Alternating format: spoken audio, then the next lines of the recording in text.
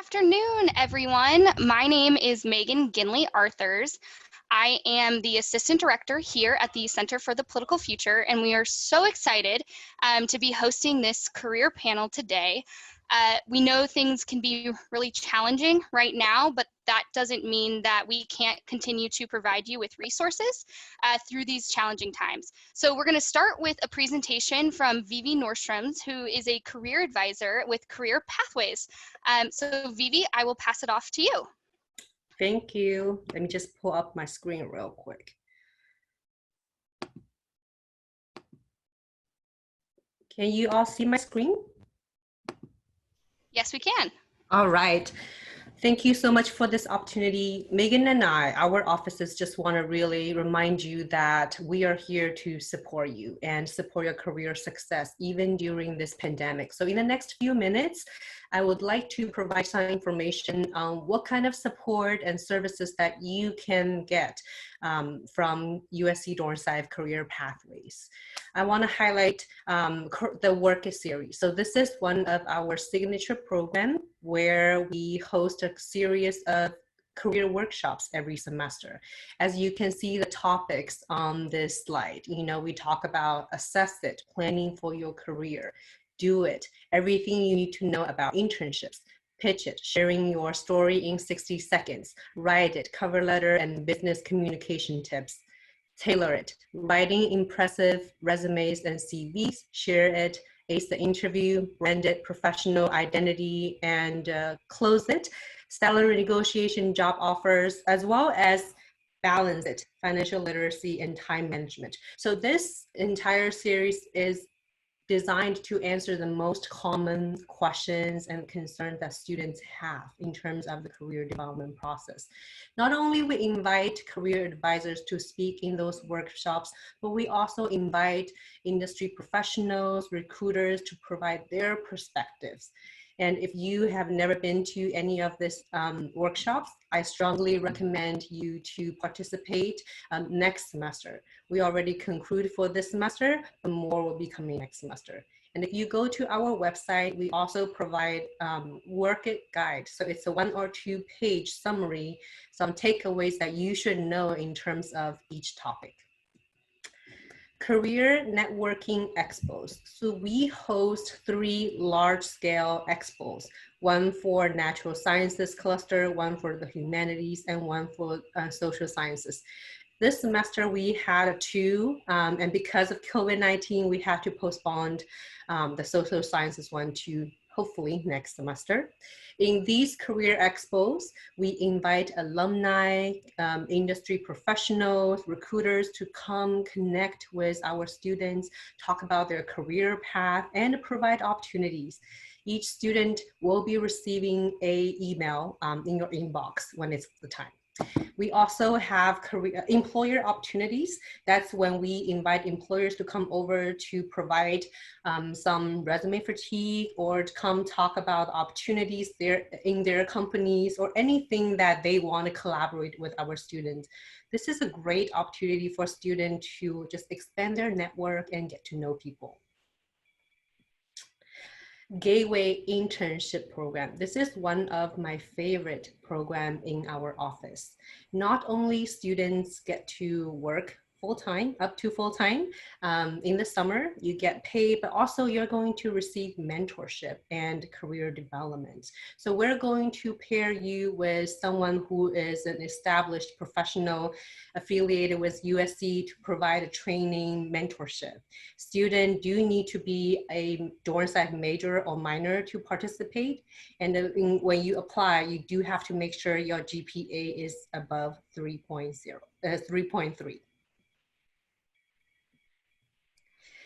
Career Pathways newsletter. So I understand that there are a lot of information, a lot of resources out there, But the opportunities that we highlight in our newsletter is different from the Central Career Center, the things that you see on Connect SC. So if I see a employer or a partner say, hey, I want to hire somebody, so we just want to make sure that you all know about it and we throw it in the newsletter. Whenever we have fundings for scholarships or fellowships or research opportunities, we would also include that information in the Career Pathways newsletter. The newsletter goes out twice a month. And if you haven't checked that out, I would love for you to go back and see what opportunities, what companies are hiring right now. Lastly, if you would like to schedule a one-on-one appointment with all our advisors, you're welcome to do so on our website. Even though our office is closed, our office is still fully operational. You can see we have 4 staff members at this time. We have a graduate assistant, and Cynthia, she is the advisor for social sciences cluster, myself for the natural sciences cluster, and our director, Octavio, he is serving the humanities career, humanities cluster. Do you have to be in those cluster to meet with those advisors? Not necessarily. You can meet with whoever. And you can go to our website to book appointment. There's more information on our website. We're also up to date on each social media platform. So if you want to learn more, want to know what opportunities, resources that's available to you, please make sure you follow us on our social media accounts. That's all I want to share today. Thank you for this opportunity again. Thank you so much, Vivi. We really appreciate you being here today.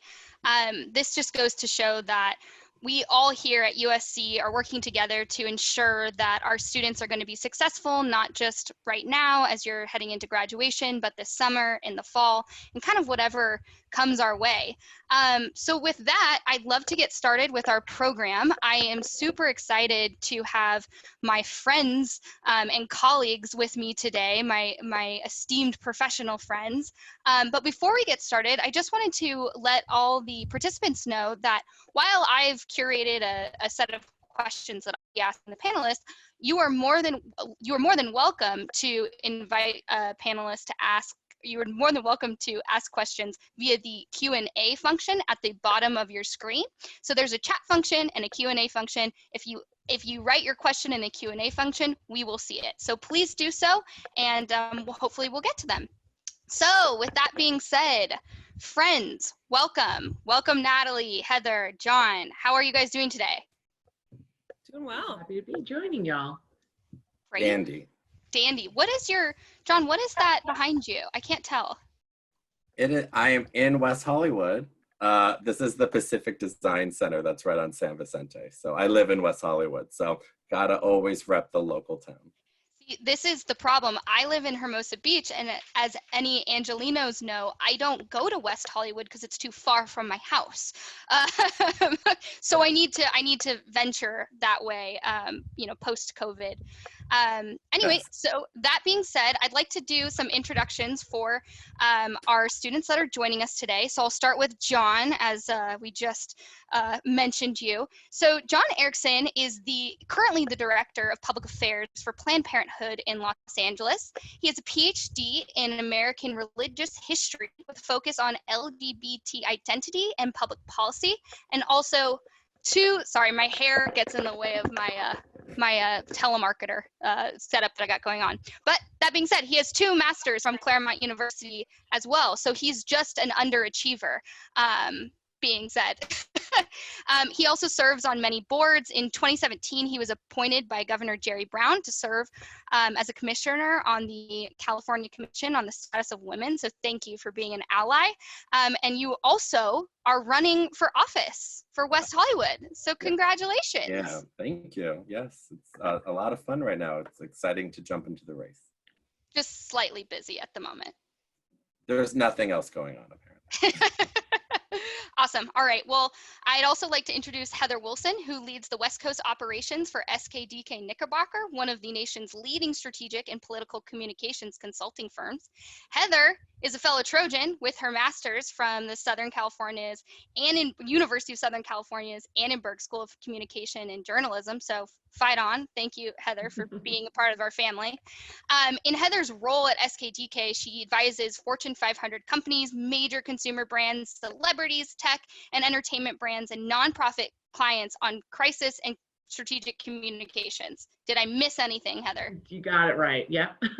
Awesome. Okay, great. And last but not least, my good friend Natalie, who I've known for years and my former Orange County buddy from when I used to live out that way. Natalie serves as the director at GenNext, which is an exclusive membership organization connecting powerful leaders to big ideas. She works with members to tackle some of the craziest issues, the biggest things on our mind of the time: economic opportunity, education, global security, and she's incredibly passionate about diversifying leadership in government. On top of that, she's just an awesome human who does a lot for the community, and I'm super glad to have you be here today. Oh, we can't hear you. Are you still on mute? No? Can you guys hear Natalie? Fun technical difficulties. Okay. Muted. You're muted. Okay, well, I can hear you now. Okay. Awesome. Somebody muted me. Wow, and I haven't even gotten started yet. Please let me offend someone first. Awesome. Well, with that, and after our formal introductions, I'll kind of get right into it. The purpose of today is to really look at all of your expertise to be able to help our students be set up for success in what is a, everyone said it, but a really unprecedented time in our lives. We've had different financial crises happen in our lifetimes, but this is very different. And I think all of you in your own ways are kind of responding in different ways. So the goal is to be here and kind of provide advice for the students. So we'll start with, and I'll just go down the line and I'll start with John. How has COVID affected your hiring decisions for internships, part-time, full-time employment? And what do you think is going to change post-COVID because of all of this? That's a really great question. I mean, that's pretty much on top of everyone's mind at the moment. We're really looking at the ways in which we're seeing an influx of people who need internships or volunteer opportunities or are looking for what to do in the summer, albeit virtually for right now. And whereas we normally would get a large number of applications for our internships, we're going to see, double that probably now, because a lot of, like if you're in the law profession, I happen to be the president of the board for the ACLU of Southern California, and so in terms of law offices and other places cutting summer internships that are paid, they're going to nonprofits to pick up the work, or they're going to other institutions and organizations that they know and trust. And so I think a lot of people are going to see a huge influx, and we are seeing it because people are also here back at home, or from maybe being on the East Coast from where they were, and schools are ending shortly. And so people have that time on their hands to really look at stuff they want to apply for. I think really exciting is people have been able to reassess a lot of what their passions are. And whether that's Planned Parenthood, civil rights, healthcare in general, we're really seeing people recommit to some of these items. And so as they recommit, they're going to organizations that are big players in the game and big players for what they do to apply and, try to get that job opportunity there. And so, pre-COVID, post-COVID, I think all of our lives have been impacted. Working virtually, how do you manage interns virtually is something that I'm working on right now. And that's, defining a real set of parameters for how that work goes. And that also then figures right into the hiring decisions, as you really want to only hire the people that you know and trust will do the work. You can't just hire someone who a typical internship, not saying any of my interns have ever done this, because one of them I know is watching, hey Zenya, but making sure that they do the work and they do it well, and also make sure that you can empower them and have it be a learning opportunity, because just because it's virtual and just because it might not be in person, it doesn't mean that the work is any less critical, probably more so now. So that's some of the stuff that I think I'm really focused on and have been focused on. Awesome. Natalie, I'll kind of ask you the same question, not just for internships, but also for employment. GenNext kind of has a different business model. I know that you've had people already in remote capacities. So how has COVID affected you? That's a great question. I'll take it on the intern and the hiring front. So on the organizational front, we are a geographically disparate workforce. So there's 25 of us with our corporate headquarters in Newport Beach. So by the time this came around, we were pretty much already acclimatized to working remote. So as a team, we've coalesced nicely. For the intern program, we already had 75% of our interns recruited, which is to say before COVID started. And so we're in the process of moving everything onto a virtual platform, and kind of to what John said, thinking through and imagining ways not only to keep the accountability and the level of seriousness, I guess you could say, around the workload, but also thinking through ways where it's really immersive and fun for the interns. So I actually invited an intern to come to return this year to kind of be like our lead intern and be the person that's in charge of dreaming up culture and fun things to do to help build a cohesive team so they don't miss out from being remote. Because I think the biggest fear I would imagine for any college age student is the lack of interaction with the people that you should be learning from in an office. So making sure that we have those pieces really instilled. But as far as our hiring as the work model goes, I mean, our political action committee is self-funded. So the employees of our organization are all actually employed through a 501c4 nonprofit. So we have not seen or felt any changes in that way, which is nice. How do you, I'm just going to piggyback off that really quickly, because you do have employees in a remote capacity. How do you keep the culture going for your full-time employees? That's a great question. So one, individual responsibility is everything, right? We can mandate, team calls and fun team happy hours on Friday and things like that. But if there's not individual accountability and a desire to want to connect and have that human interaction, the culture's not going to persist. Yeah, and I think that's a good point, because I know a lot of our students right now are kind of panicking, and I'm having conversations with them like, I just take anything.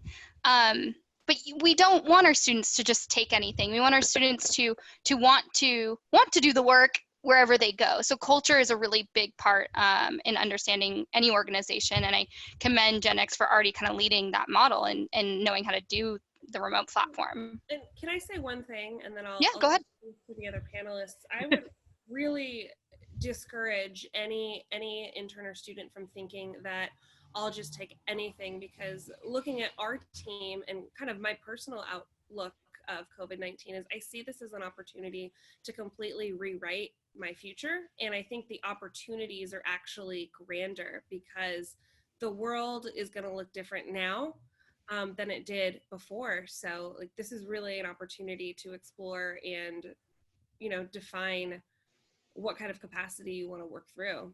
So I personally couldn't agree with you more. The only thing that has been a bummer for me with COVID was canceling my honeymoon. But other than that, it's actually been, positive. It's been a place to reframe kind of how I look at things. Heather, you have a really interesting industry that you work in. Can you kind of give us an overview of what that looks like during COVID? Certainly. So it's obviously a little bit of a hybrid, because SKD is half political consulting, half public affairs PR. And I think obviously I'll start with the political side. The campaigns have sort of had to reinvent themselves, because we can't shoot ads, really. We're training our candidates, including Joe Biden, how to shoot with an iPhone and themselves. And that's a little challenging, but our amazing producers have figured it out. So there's been some challenges in that we can't get close to our candidates on the political consulting side. So that, and that's not just SKD, that is the entire campaign industry has been facing challenges of like, how do you shoot ads? People don't really have an appetite for things right now that they used to. So they have to be very sensitive about what does your marketing look like? And that's on the PR side and the political. So it's had to I think it's had to make it a little more creative about how they package up, be it a corporate client or a political candidate. Just because things are, I mean, I was working during 9/11 and that was a weird time. This is weirder. Just is so prolonged. 9/11 was sort of a mess for a week, and then things opened up again. So I think on the political side, the campaigns are still going on, but not at the pace that we would expect to be in, almost May, 6 months out before a major election.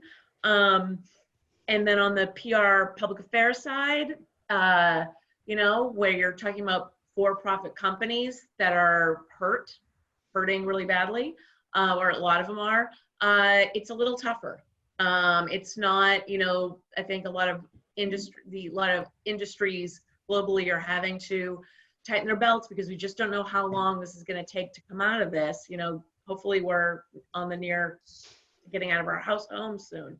So I think it has affected it. I think it's affected across the board, but in different ways. Again, I think you will give the students out there a bright spot. I think if you have any interest in working on a political campaign and you are open to traveling to when you can travel, I guess, to go where the jobs are, because they may not necessarily be in LA and San Francisco and New York and DC. They may be in, Poughkeepsie or Indiana or wherever, not to besmirch Poughkeepsie or Indiana. You can probably find entry-level campaign jobs. I think, the campaigns are still happening, and if you're digitally savvy and can help people figure out how to do this online, that's great.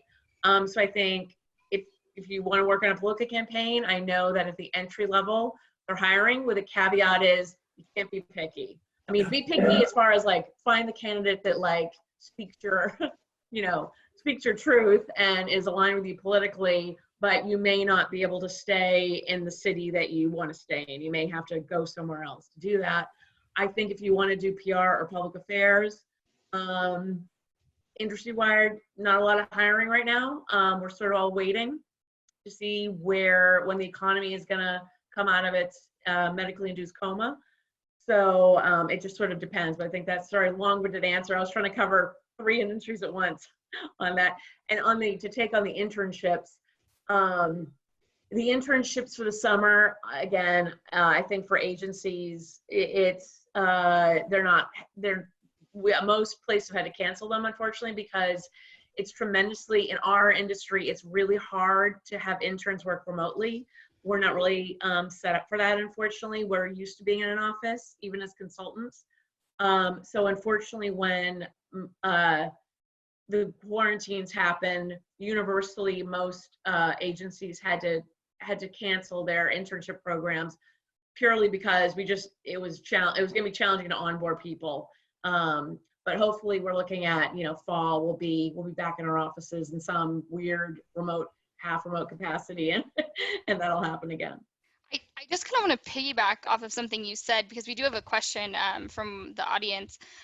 You kind of spoke about, if you're willing to go and think outside of the box to get on these campaigns, go to places like Iowa, which, by the way, it rocks in my opinion. By the way, I was just throwing that state out there. I don't know if they're hiring. So. I think Iowa's great, personally. I mean, they say if you want to work in politics, go to Iowa. But I think to take that one step further, if not knowing that if there's a bunch of these jobs out there, what can our students do to set themselves apart as they're applying for these campaign jobs? Well, one, a willingness to go where the job is. I'm sure y'all have been telling your students this, you just have to be willing to your dream, it may not be your dream job. We're in a really bad recession right now. But you can find a job that is a dream adjacent, and that, you can kind of pay your dues a little bit now, and then maybe, I'm GenNext, so we're big on paying your dues. And you may not, the economy's a little funky right now, but it could get better depending on where we are with vaccines and stuff. But I think if you're willing to, you know, I'm not saying give up your dreams, but, you know, you may not get on a presidential campaign, but maybe you'll get on a really cool state senator campaign somewhere, and just be a little more open-minded and flexible, and just prove that you're a hard worker. That's what all employers want, whether it's in politics or PR or whatever. Just like be a go-getter, show that you have initiative and you're willing to work hard, and you will not turn your nose up at things that are beneath you, because nothing's beneath you. I mean, I'm a managing director and I will fetch coffee if a client honestly needs it. So just be willing to go where the job is, take something that maybe, again, dream adjacent with the long-term, like play the long game. And I think, you know, ultimately this too will end, so. I know that Natalie and John, you both worked on campaigns, and I know that Natalie, you have opinions on what Heather just said. So you want to take it one step further? Yeah, I have not worked on campaigns specifically, but I have bundled money for candidates who are back and done a lot of extensive fundraising. I actually, I feel for you guys in school, because I graduated college during the last recession. So I sat where you sat. My advice to you would be to get scrappy. So what does that actually mean? When you are interviewing, think about the one or two things that you can tangibly do to get yourself ahead of the competition. So I'll give you an example. When I was graduating, my degrees in communications, minor in PR, I started my work working for a strategic consultancy, lack of a better term, PR agency during crisis management. And I did, not to date myself and sound older, but because it was a communications agency, I actually did a printed press kit. Now they're online, but the press kit was this thing that was basically a mock press release about the fact that I was graduating and what I was good at and why I needed to be hired. I had a fact sheet that basically equated to the skills that I had acquired in college, the classes that I took, all of my extracurriculars, a headshot, and I just had a lot of fun with it. And that leave behind was the thing that made the CEO of my agency, who, by the way, worked for a president, was one of the last people in the White House on 9/11, picked that up, hired me sight unseen, and he's actually the man who introduced me to my current job. So all that to say, when you're interning, think about the one or two things that you could do that are creative and different, but also feel like they fit and hold true to the industry and culture that you're interviewing for. I love that. I love that. John, do you have anything to add? Yeah, so I didn't get a job right after I graduated college in 2009. I had to think about it. I went right to grad school, right? So I was thinking I was going on a certain path. And that changed once I started getting involved in politics. And I think, while we always want to land our dream jobs and we want to take what we can to get to there, I think that when we look at the ways in which many young students, is that weird to say young students? I feel so old saying that, those youngins or youngsters, even though I just turned 34, so I don't know what that says about me, and how old I actually am internally. But I think, I think this is really felt by younger generations. No one's going to be a better advocate for yourself than yourself. So if there's one thing that's setting you aside that I've seen in the last year of, just being a lot in these fields, but also in general, more so in the last 3 months, it's that people are using those networks and those connections to really get the inner path, and getting ahead of any type of summer internship program, because it's not technically summer yet, putting your name on the docket so people see it. So that way, when they're the first application to come through,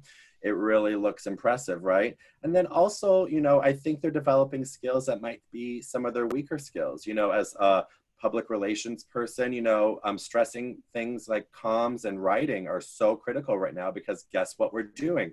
If you're working on a campaign, it's a lot of communications, it's a lot of email blasts, it's a lot of virtual aspects. Virtual Zoom raisers, that's the new word du jour. I'm sure that will probably be the word at the end of the year. Zoom raiser or Zoom will be the word of the year by Merriam-Webster. But I think those are the ways in which younger students who are on TikTok, on Snapchat, on all of these different platforms are thinking digitally, because this is exactly within their wheelhouse. And what makes them different?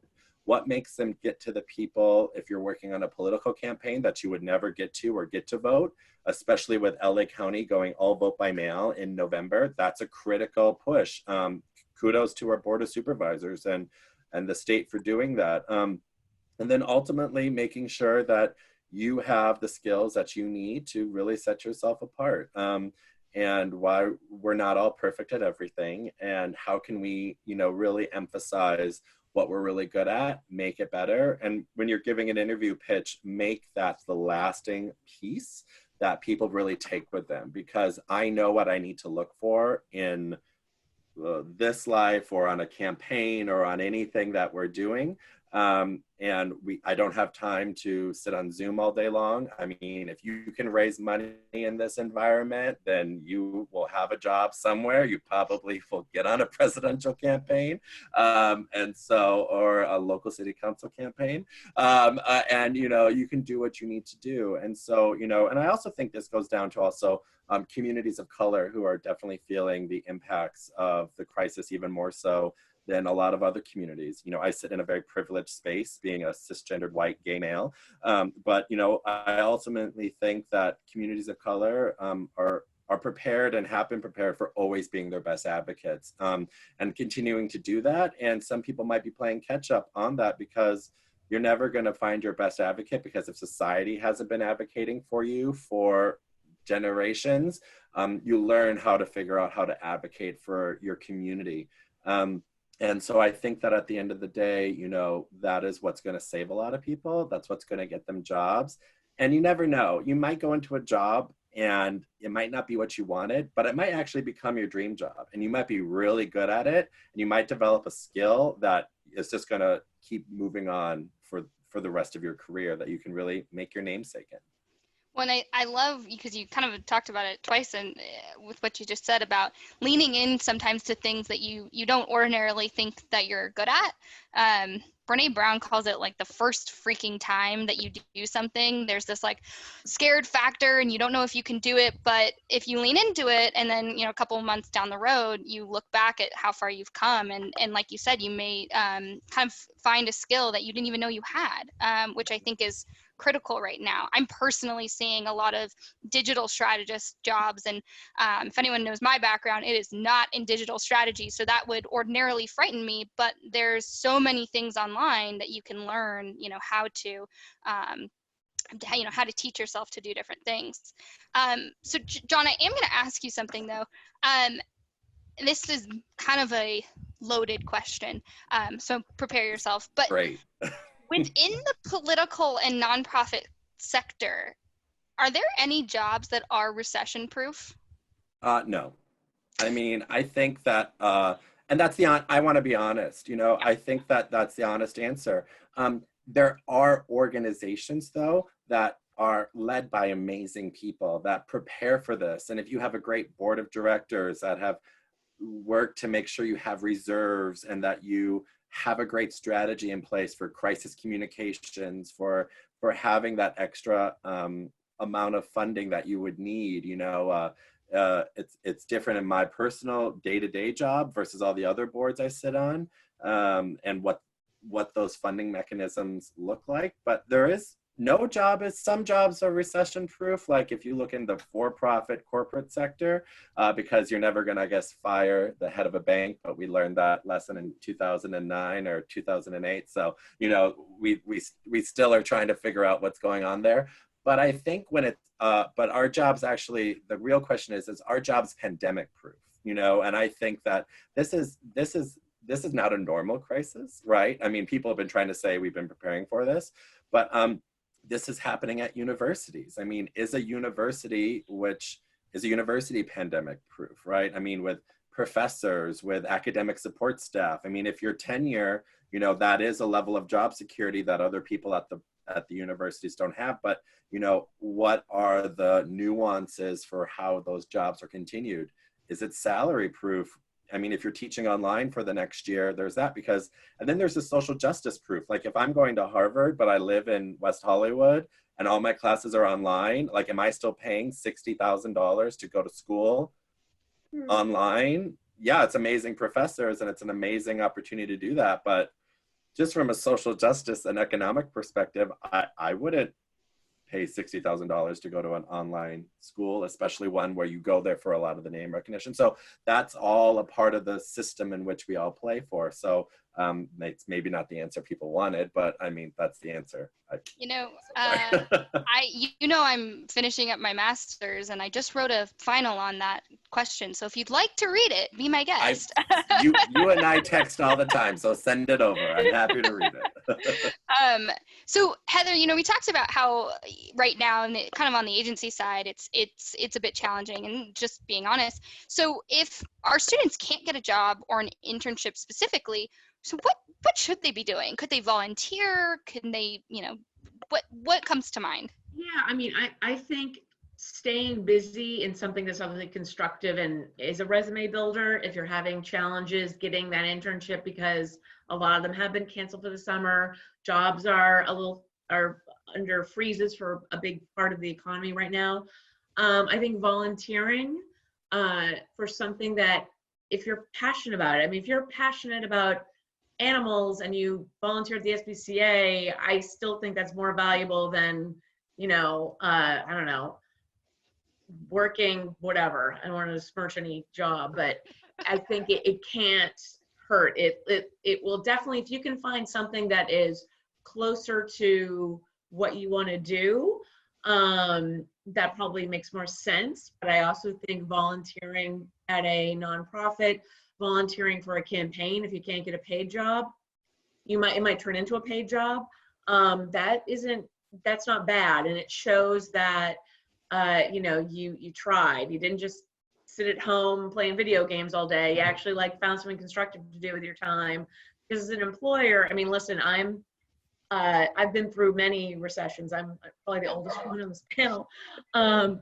And this is the worst one I've ever seen, because this is unheralded. And I think the echo on what John was saying is, no job is recession proof. We're sadly all replaceable. I hate to break that to y'all, but we all could be gone the next day. But if you make yourself valuable and you learn skills, and when you go into the interview and the economy comes out of this coma, and you can say, well, I spent my summer doing X, and I went to wherever and I volunteered in this campaign because I was so passionate about whatever, that will serve you well. I think just stay busy and do something that has some value to a future employer, and whatever that is. I think honestly, staying home and playing video games, it's not going to impress a lot of employers. So that's probably obvious, but try to get out of your quarantine funk and do something useful. You mean volunteer for one of the other organizations that are on the panel? They probably did it. You mean that TikTok dance I spent 3 hours learning last night? Not a good use of my time. It's a stress reliever. So. It was we hit a quarantine rock bottom because my husband and I were arguing about how the TikTok move worked. So we laugh about it. But anyway, so Natalie, you look through a lot of resumes. You have amazing people working for GenNext, and you hire, in my opinion, incredibly intentionally. What do you look for most in a candidate, regardless of whether it's a full-time or intern? Cover letter, resume, the interview itself, what's going to get someone through the door, and then what's going to lock them the position? Thinking about this. So I'm at about 75-80% capacity right now, but I had an intern apply, or a prospective intern apply, the other day. And I mean, everyone's going to have different preferences, right? I personally could care less about cover letters unless you're going to blow me away. Most of the cover letters are copy and paste. I'm super thrilled, blah, blah, blah. I don't read it. So pop off the page, if you're gonna do that. But I was interviewing, or I sent a prospective intern an email yesterday and said, great, when you come to the interview, bring me writing samples. And I don't just want your, USC, whatever, academic MLA format paper. I want to see that you can write to that, but I want you to send me something that you're proud of. So is it an Instagram post? Is it this? Is it that? I don't know. So I say that to say, one, I'm looking, like I said on the last question, I'm looking for scrappiness and critical thinking. So people who are willing to go the extra mile. I think that's one thing that's really important. I think a serious work ethic, people who can go above and beyond and prove that they will try to figure things out themselves and have this entrepreneurial spirit, I think is really important. And I also think that shared values and good vibes go a long way. If you come with the intention of wanting to learn and giving things your best and being open and vulnerable and there for the experience, everything else can be taught, because the reality is at this age, an internship, as much as you guys are doing work for us, it's very much our job to give you tangible takeaways and opportunities to help shape you to go on to your next thing. I have had interns who have gone to work for Fortune 100 companies, who have gone to work in DC, who have worked for the UN and done incredible things. And, it's not because of us, but we have helped shape that. And so I think being really intentional about people who not only want to do well, but want that for themselves is pretty key. I love that. John, can you add anything to that? Yeah, I think definitely you got to pop on your resume. I mean, I appreciate a cover letter if you put the effort into it, but, I will go right to the resume to see, what your experiences are, what your work experience is specifically, where you're at in your quote unquote career. I mean, if you're a student, what you're doing, and then ultimately who your references are. I mean, half of the most successful interns I've had are people that have applied again, or that know someone that applied and they're a strong recommendation. Or when it comes to the jobs, I mean, that's where the networking, if you're going to get that first job or that second job, having people on there that will really, when the new job gives you a call for a reference, they're really going to hit it out of the park. And they have to really hit it out of the park now. Because there are a lot of people in these positions. I have several friends that are in the finalist position for these jobs, and they're like, the references matter more now than ever because of really the significant, I think, placement that people place on them. So if you're applying for a job or going somewhere, see if you know anyone. I mean, we live in a really connected world. You can just find someone that you probably met maybe at a mixer and maybe connect with them if they work at the job. And if you know them and they're happy to offer you advice on how to do certain things, I mean, take them up on that. I mean, we have some time, being at home, and I think use that time to build your network and your skills, and then ultimately, make sure there aren't any typos, because that always does set some people off. I forgive every now. I mean, people are humans, so you can't, expect perfection every time. But make sure that everything you're giving is polished and that you're presenting the best version of yourself. I love that. Heather, I also, you also, as the managing director of SKDK, I know you are hiring people all the time. Is there something that you see in candidates that make them stand out more than others? I think, and a lot of it, I think, was echoed by Natalie and John. I think on the cover letter, I think I agree with Natalie in that most of them that honestly we get, it's like cut and paste. I can tell you're sending to every other company. So tailor it. If you're really going to put, especially it's so critical now because the job market is just harder right now, that take the time if you're going to we do require cover letters at SKDK, and we like to see them, but we like to see them because we want them to be thoughtful and tailored. And especially if your resume doesn't really automatically tell me why you want to work for us. So this is often true with some people, they want to make a career switch, and I'm like, why do you want to go from this to that? But even for college students, I think if your major is in geology and we're a PR and political consulting firm, you might want to explain why you have an interest in working for us and why your background, even as young as it is, would apply, but you really have to tailor it. And to be frank, and I'm sure my fellow panelists will agree, I kind of ignore the bloviating, like the kissing my butt kind of stuff. Like, I'm like, that's cute. I don't need you to kiss my butt. I want to know why you want to work for my company and what you would bring to my company and you hope to gain from this. And again, on the resume, you know, I'm an ex-journalist, so I do expect perfection. If I see a typo, yeah, no.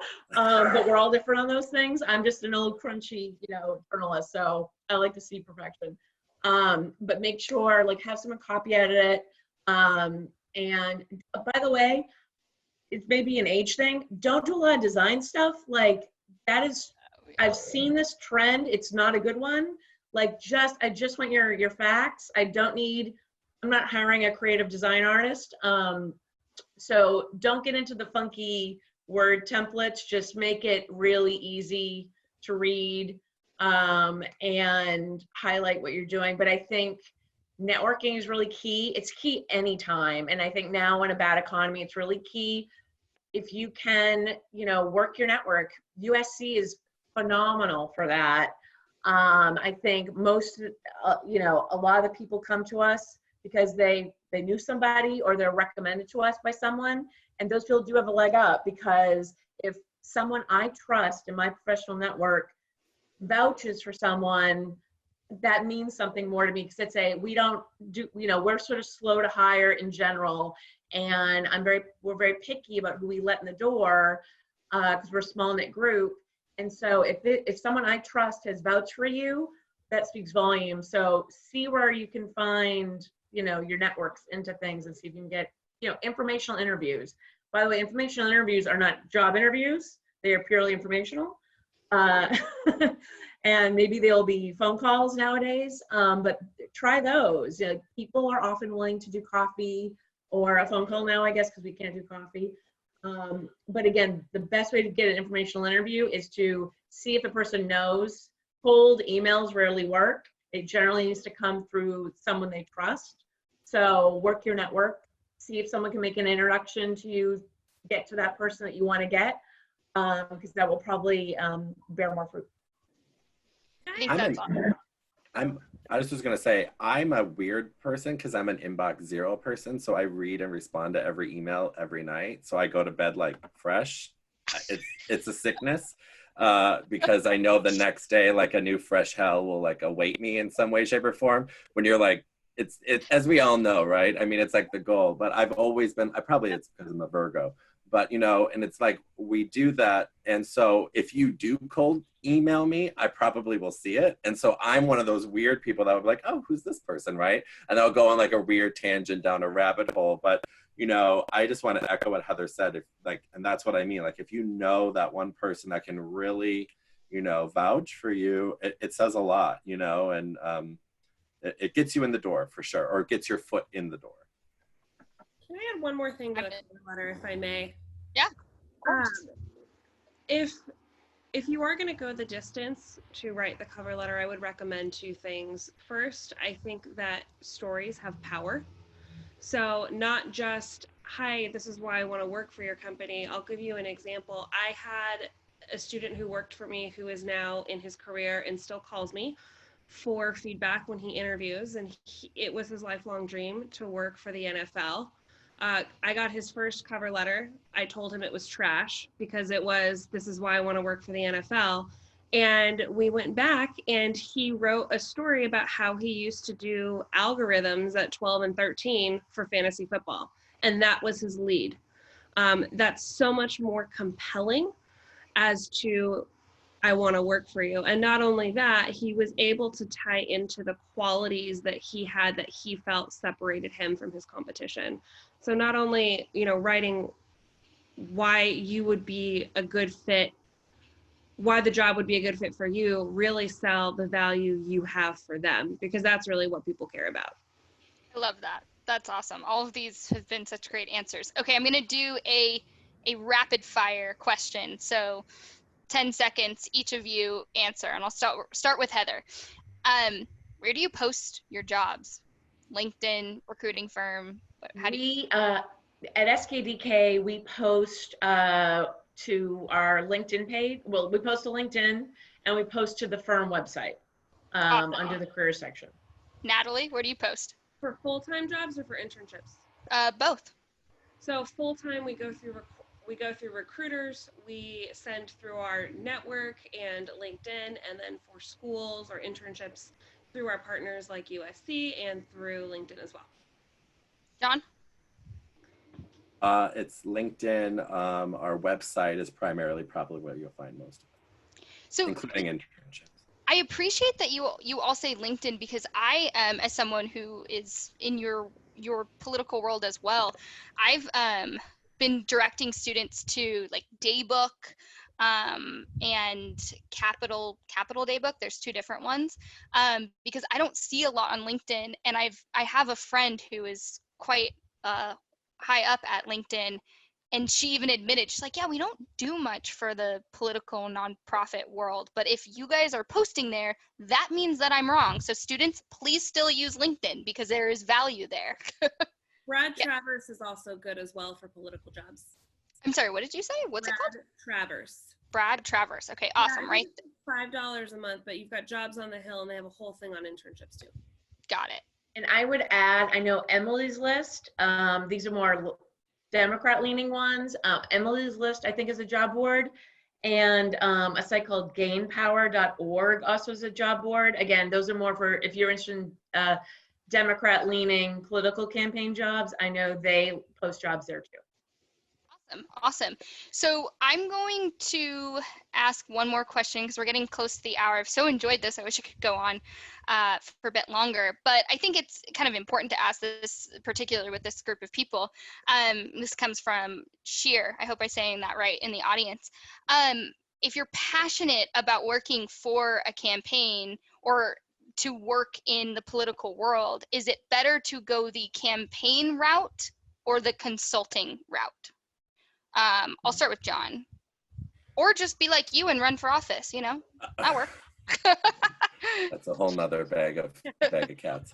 I think, if you want to work in politics, you're not getting in it for the money, right? I think that's one of the first things you have to understand, that you move into Iowa, you're still going to be making a certain amount of dollars to do the organizing or whatever the stuff that you're doing there. I mean, it's enough to live. And I think with the conversations around health insurance and equity and all the stuff that we've had that were on the campaign trail during, I think, this last primary season, I think that field has changed with how people provide those benefits to you. I think ultimately, if you want to get into politics, you're not going to be trying to make a lot of money regardless at the stop. If you are a consultant and you can find a job that is paying, consultancies are based on a lot of factors. Can you get new clients? Can you keep those clients? What's their retainer like? What's your percentage of what that means for working with those clients? And then, if you're your own consultant, you set your own fees, of course. And that's where working for amazing organizations like SKDKnickerbocker and all these other, because it's a set structure. And so they already know where these things are coming into play. But, it's a hard road regardless. I mean, if you want structure, if you want that, pathway, working for an organization or a consultant firm already is probably a good pathway to go.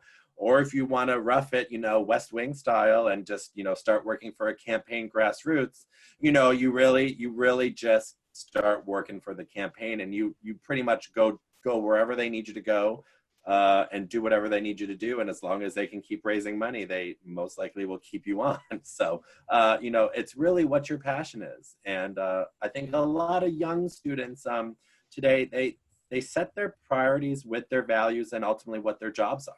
I am a millennial. Yes, I'm a millennial. You're a millennial. Yep. I'm a millennial. But I know a lot of Gen Zers. Is that it? Gen Zers or below us? Sorry, yeah. Hey Zenia, Gen Zer. But she's watching. But I think that at the end of the day, if people want to go jump on and go to Massachusetts and run a campaign because they believe in the principles that's really setting forth. We're seeing people actually do that.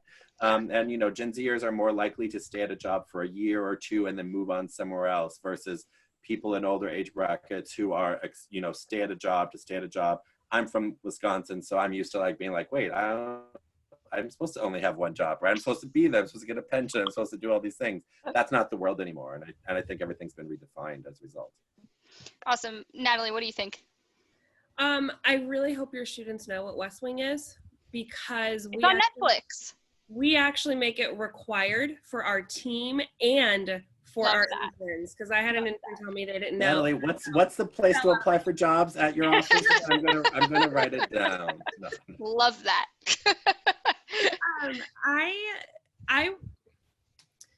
So before I started more of a political focus, I started working in a PR agency, which, you know, there are a lot of similarities, right, between the two. And the thing that I loved about it is it gave me a lot of different exposure.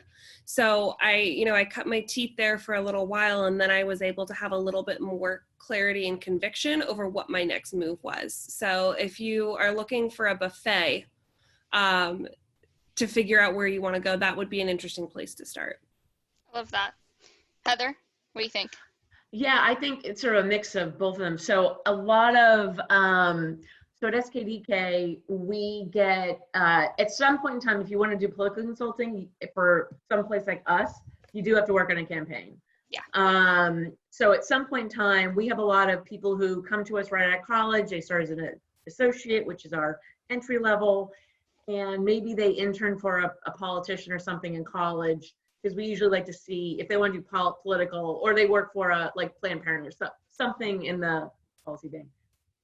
So either start out junior, entry level, and then usually they either go to grad school or they go to a political campaign, depending on what pathway they want to take.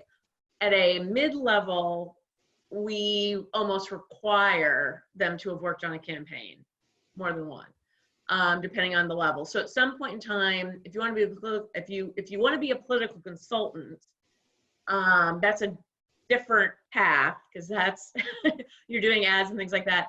You actually have to do work on a campaign at some point in time in your young life, and I would say do it earlier rather than later, because as John mentioned, the pay isn't so great. So do it when you're young and don't mind eating ramen noodles.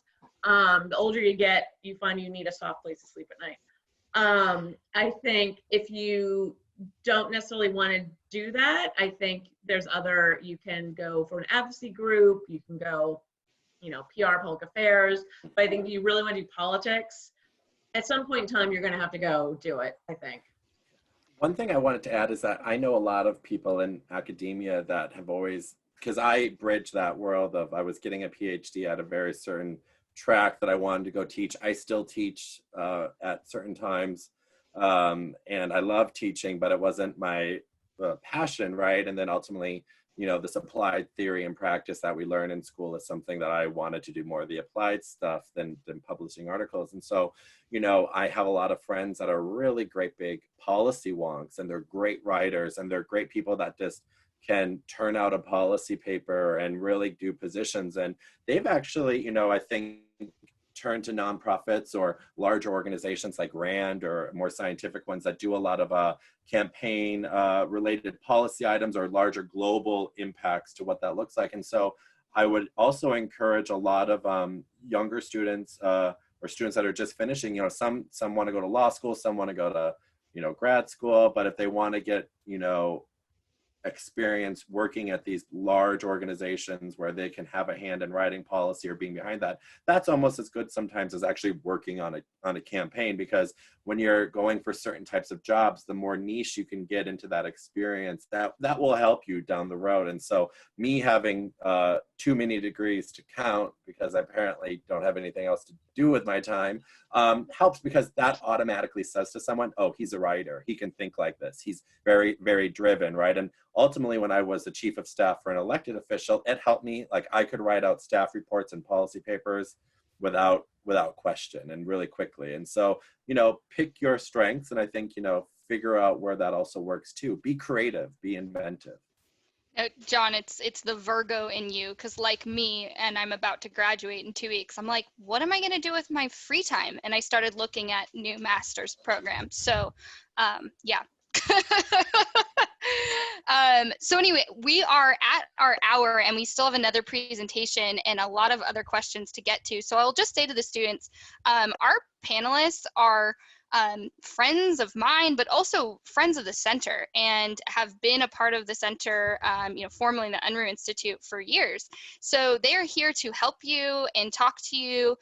So if you have any questions, just hop on our website, shoot me an email. It's my former last name, Ginley @usc.edu, but it's also on the website.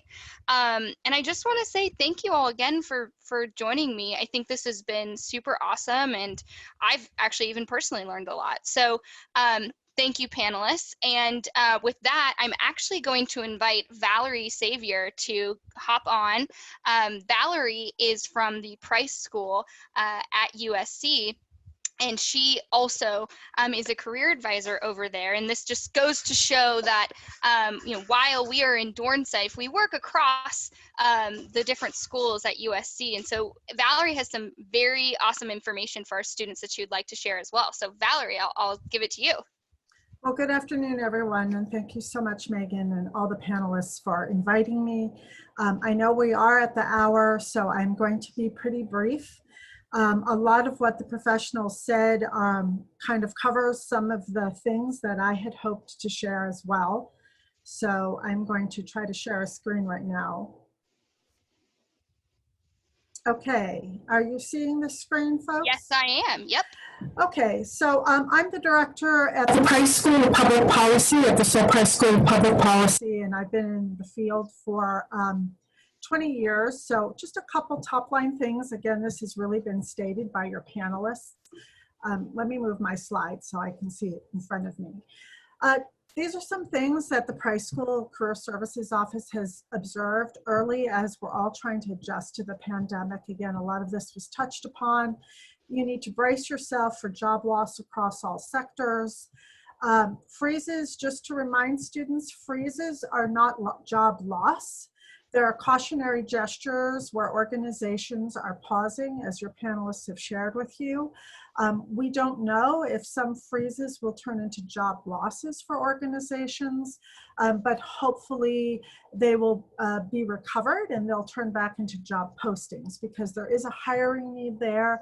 I think a lot of organizations, according to our Trojan alumni, are telling us they're being cautionary and they're pausing as they monitor the virus. The private sector seems to be freezing jobs first. This is what we've learned in our office. The public sector, I've heard conflicting perspectives from different Trojans and professionals. Some people say that larger cities and larger public sector opportunities will weather the crisis better than smaller cities and potentially have some hiring opportunities if you're interested in city, state, or local government opportunities. I think the challenging part for internship and job seekers, the class of 2020, is this is the time, we would want you to be productively identifying and sourcing and securing these opportunities if you haven't already. And if you haven't, as you've heard from your panelists, you need to weather through and expect a delay in postings. There is, excitingly, quite a bit of job creation. And as Heather was talking about job-adjacent jobs, think about those jobs that might be supporting the most vulnerable community members. So in our office, for example, we got a job posting of 100 PPE equipment jobs going into the homeless community and doing direct service and like social services support for homeless individuals, short-term jobs. If you're seeing these jobs, you have to get your documents out right away because there's a huge demand for job creation in these areas right now. I'm not going to belabor this slide, but maybe just to leave with some reinforcing positive things as you think about this unprecedented situation that we're in right now. So when I did my job search strategy workshop a few days ago for Seoul Price students, I had this slide up to try to represent students to what's within your control and what's not within your control. There's really nothing you can do about those aspects that are not in your control. And the fact is that job searching and internship searching can feel inherently isolating anyway. It's easy to be up in your head. It's easy to be lofting your documents into a black hole and not hear back. So the crisis is exacerbating this feeling of isolation. So all the extraordinary things you've done to date, that's what you have control over. And everyone touched upon that. The criticality of impeccable documents evidencing your expertise, it's always essential, but in congested job markets where there's job loss and therefore more competitiveness with young job seekers, you just really need to take the care on those documents and evidence what your distinguishing factor.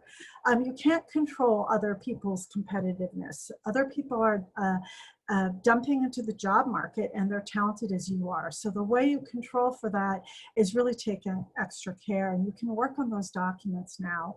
I tell all my students to play a really big game, and I think all the panelists talked about networking. One of my alums told me the other day, and he's working on the census, he said, my job is hard, it's grueling. Right now it's very COVID related, I'm stuck at home. And if Price students ping me for an informational interview, I would like nothing more than to mentor them and to give them advice. So leverage the fact that people want to be of service in times of crisis, and dig in and connect with your Trojan market, and do it in a big way. Like, set an ambitious goal to send 30 LinkedIn messages. Maybe 16 people get back to you, and you're building social capital. It's utterly essential. Diversify your approach. That's a longer conversation, but use your network. Play a long game and track companies. It won't produce a job in the short term, but you should keep your eye on those beloved organizations. That would be a dream place to work. And of course, you're going to use an online job search strategy. Track where jobs are being posted as a way to try to understand if there's job recovery or internship recovery. And keep in action.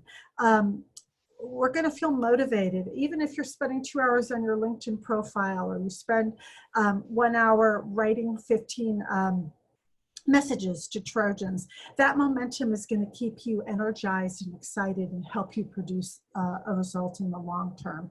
So none of this takes the place of what an individualized career appointment can do with your career services staff, who can tailor their advice to your individual occupation and interests and needs. But these were some of the tips that I wanted to leave you with today. So I'm going to turn it back over to Meghan. Thank you again for inviting me, and fight on, and best of luck, students, with your internship and job search. Right on. Thank you, Valerie. I really appreciated what you're saying, because I agree. I think that there will be a lot of job creation as a result of COVID. And again, I just want to thank all our participants and students for being here today. I think it was a very fruitful conversation. And as I stated before, we here at USC, we're here for you. We want to make sure that you are successful, and we'll do everything we can to make that happen. So please don't be strangers. Between the Price School, the Center for the Political Future, as well as Career Pathways, we will sign off, and like Valerie said, fight on.